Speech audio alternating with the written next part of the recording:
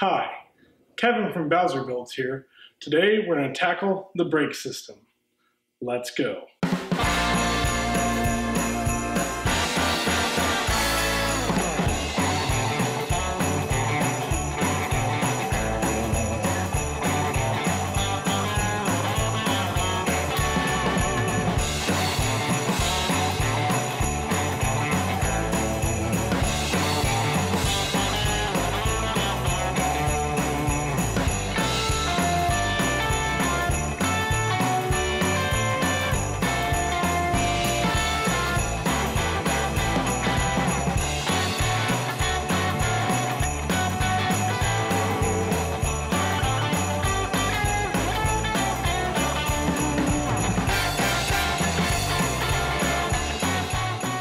Here we have all the brake components we are going to be swapping, and now I want to go ahead and kind of show you the breakdown of how it all comes apart and what I'm all replacing. So I'm replacing the caliper, this rubber hose that connects to the main line, it's rotted out, this rotor, see how hard that turns. We'll redo the bearings inside of here as well. So this whole piece comes out and comes off. Replacing all that, clean it all up, put it back together, and we'll be done. Now, the first piece we have to get off is this washer. Now, I found that the easiest way of doing this is actually heat up this whole piece here and then bend it up straight so it gets off the nut. Or the bolt, I mean, and then do the same thing on the bottom side. And when you remove those two, it allows this caliper to come off.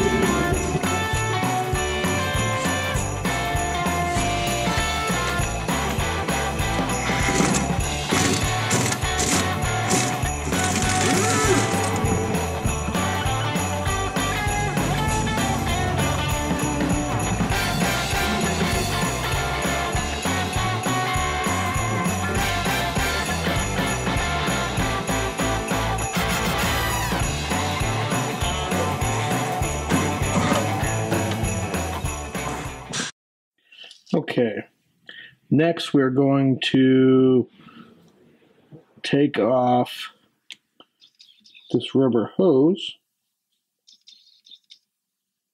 right here. And do that by disconnecting this line here. It's the metal line that runs to the master cylinder. Once that's done, there's a nut down here, unscrews, this whole line comes out completely. Okay, now that we've gotten the brake line off, it's now time to get the rotor and hub assembly off.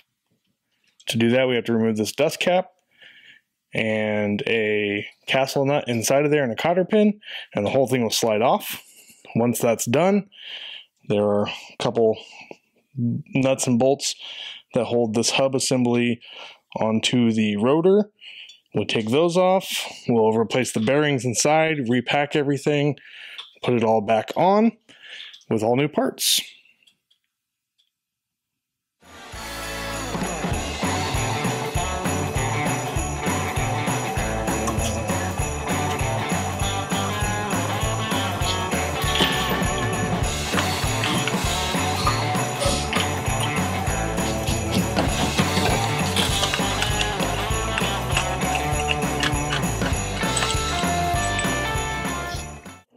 This little scoop.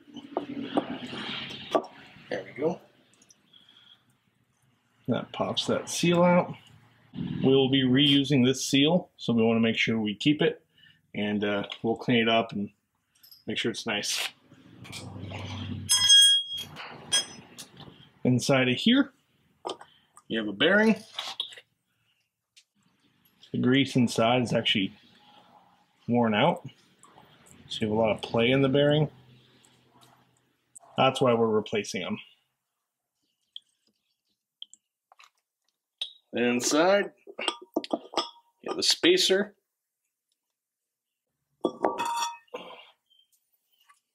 And that's it. So these little shims sit on top of one of the bearings and space between your small bearing and the spacer, the large bearing. So these we got to keep.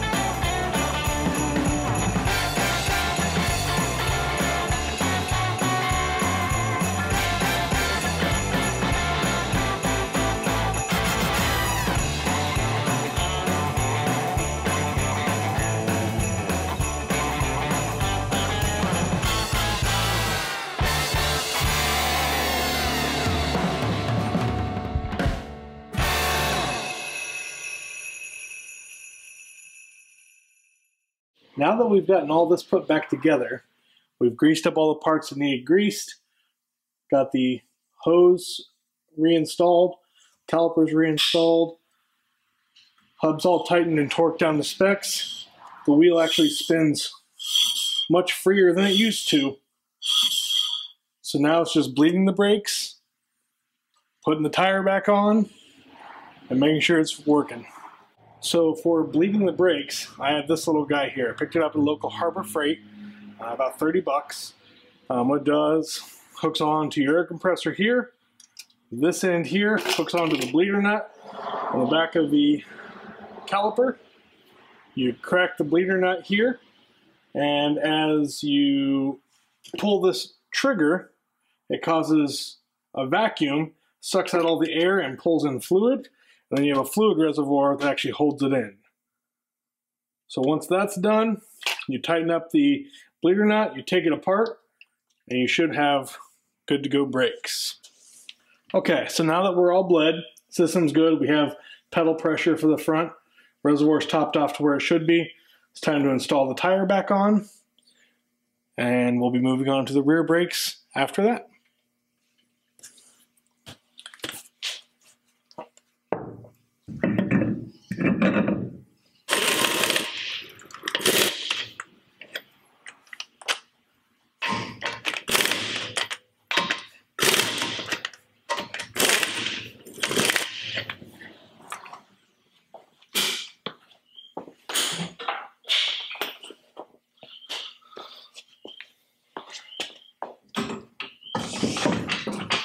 Okay, so that sums up today's project on the MG.